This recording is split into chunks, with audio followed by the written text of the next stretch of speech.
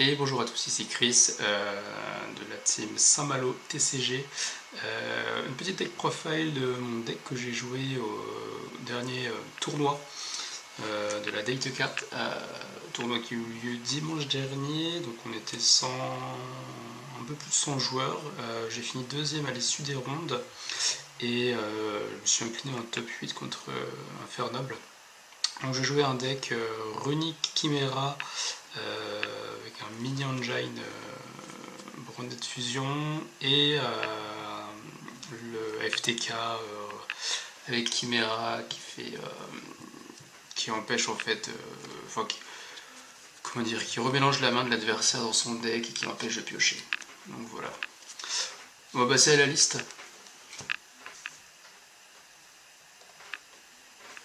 Donc concernant l'engine, la partie runique, j'ai joué 2 fontaines.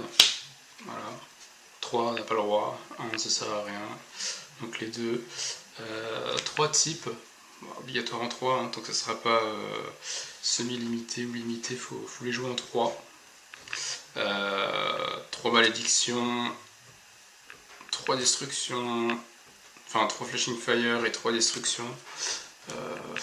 C'est les ratios basiques. J'ai joué une seule slumber. Bon, j'aurais pu me monter à 2, voire aussi peut-être pour une autre carte runique, mais on va dire j'ai fait la liste assez rapidement. Je pensais pas, voilà, j'ai plutôt en mode fun. Donc voilà, j'ai fait je pense peut-être pas assez de cartes runiques. Voilà, je les ai pas tout le temps touchées, mais pour la partie runique. Chimera, j'ai joué 2 fusions Chimera, 3, je pense que ça fait un peu beaucoup. Je les 3 parce que je me dis que 3 on les voit pas dans une seule game, on voit pas les 3, on n'utilise pas les 3 parce que vu qu'elles se recyclent du cimetière, c'est au niveau du grind game, ça suffit à elle-même. 2 Berfomettes, 3 c'est peut-être un peu beaucoup, 2 c'est bien. Après quand t'en open une et que tu spell l'autre, bon c'est un peu relou, mais bon. 2 c'est bien, une c'est pas suffisant. 3 gazelles, bon ça c'est obligatoire en x3.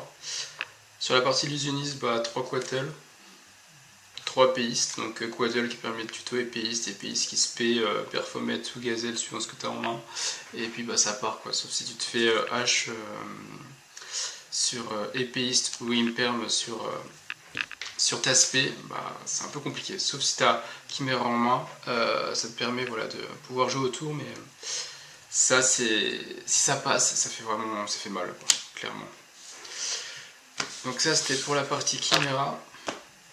Ensuite, je jouais 3 brandés dessus.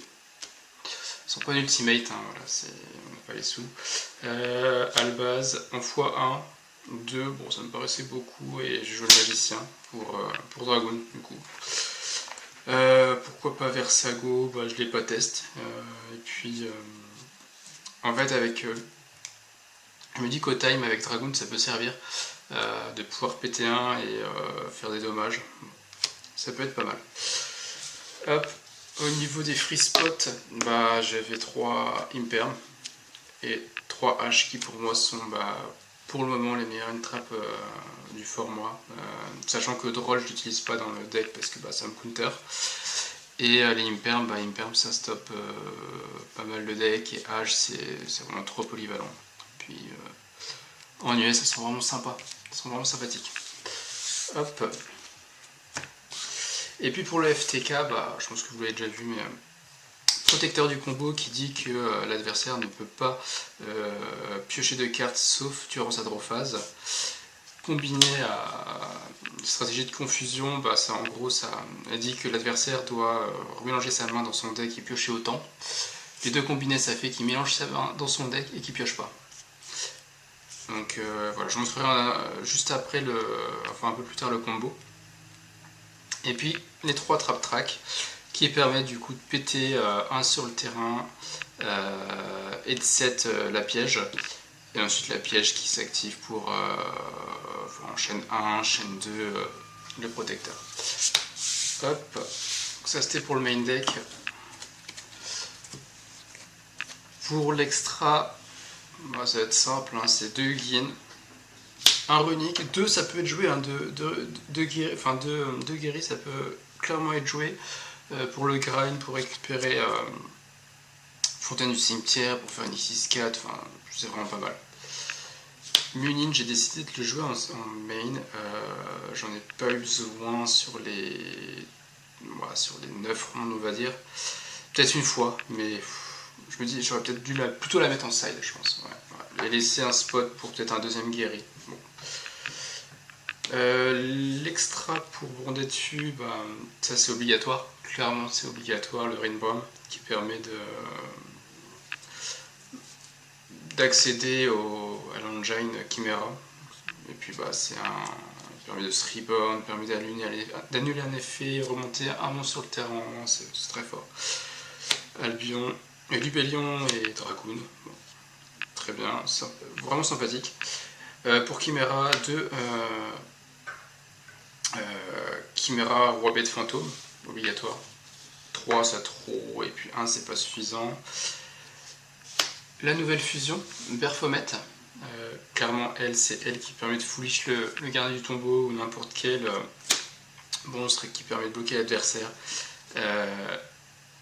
Il se bannit dans le cimetière en cost, il cible un qui est banni pour reborn, donc ça permet de faire revenir lui. Enfin, il y a des combos qui sont vraiment sympas à faire. 2 gardiens chimères, 2 c'est peut-être un peu beaucoup, j'en ai résolu qu'un seul à chaque fois, je suis jamais allé jusqu'à 2. Donc à voir peut-être si j'en cut un la prochaine fois, je sais pas.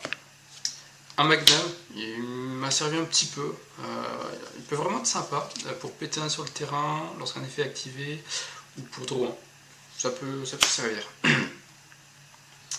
Un Baguska qui m'a servi pour tempo. Quand je vois que j'ai des mains qui sont vraiment faibles, je tente les plays runiques et je spé le niveau 4, je norme gazelle, je vois que je me fais negate 2 effets, je pars sur Baguska et je tempo. Il m'a servi notamment contre comment ils s'appellent, les Vanquish, ça m'a vraiment aidé. Dweller, c'était pour contrer tir, j'en ai jamais eu besoin, je suis tombé contre un seul tir et je l'ai battu autrement en fait et je l'ai pas vu. Donc bon, à voir si le tir est encore dans la méta, mais je sais pas si je l'enlève ou pas, je sais pas encore. Au niveau du side, je l'ai fait vraiment à l'arrache les gars, mais bon.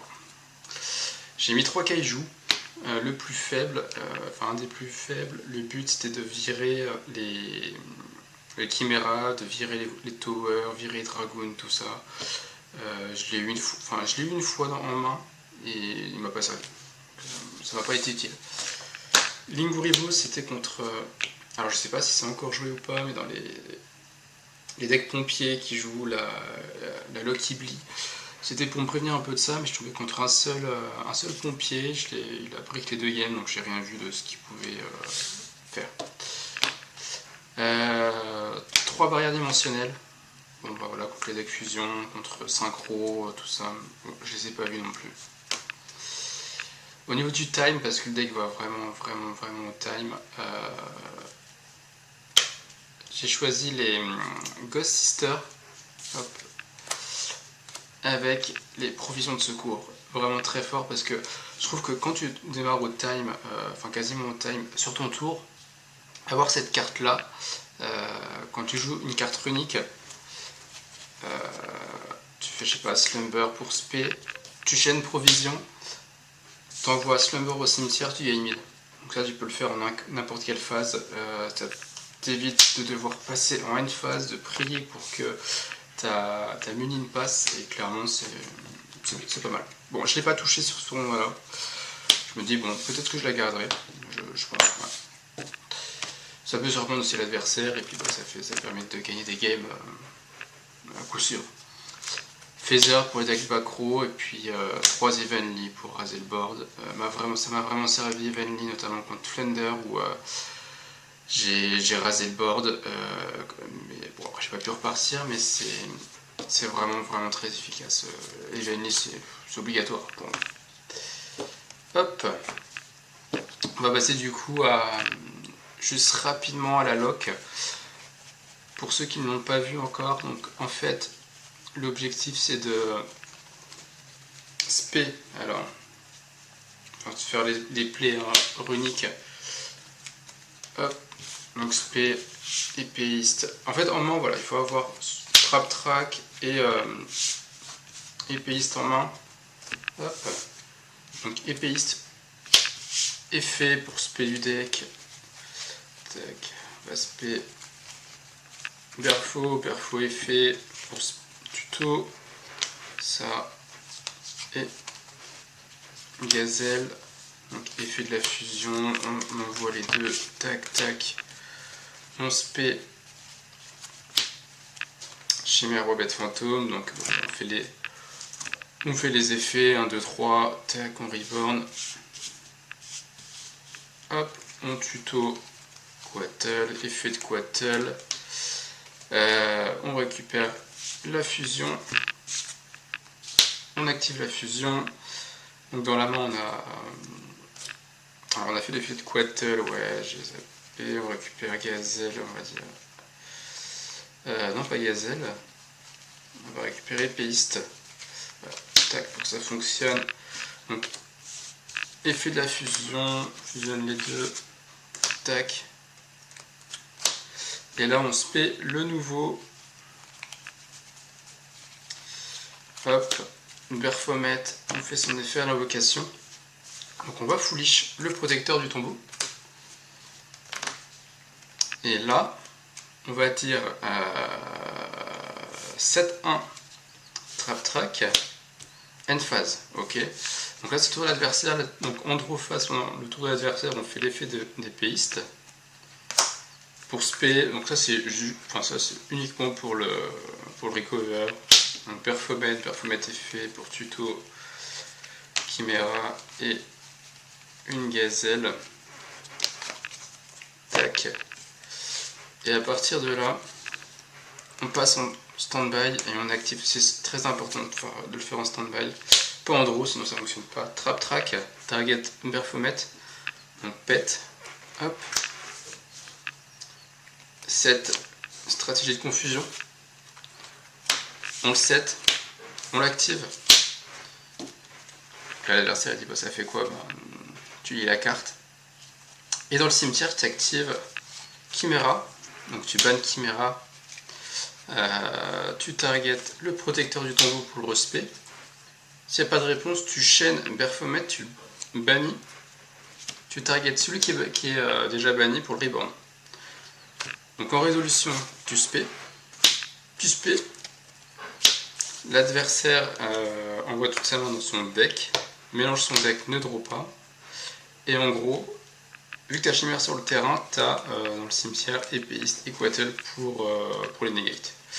Et après, bah, tour suivant, voilà, tu peux repartir pour OTK si tu n'as pas utilisé de runique ou alors pour poser un board où l'adversaire ne pourra jamais passer, quoi. Voilà, donc c'est tout pour la vidéo.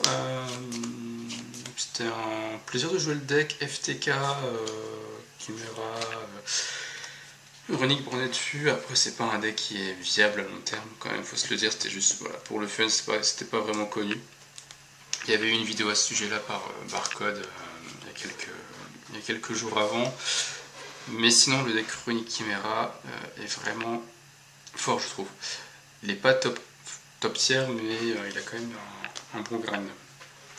Voilà pour la vidéo, allez ciao ciao, c'était Chris.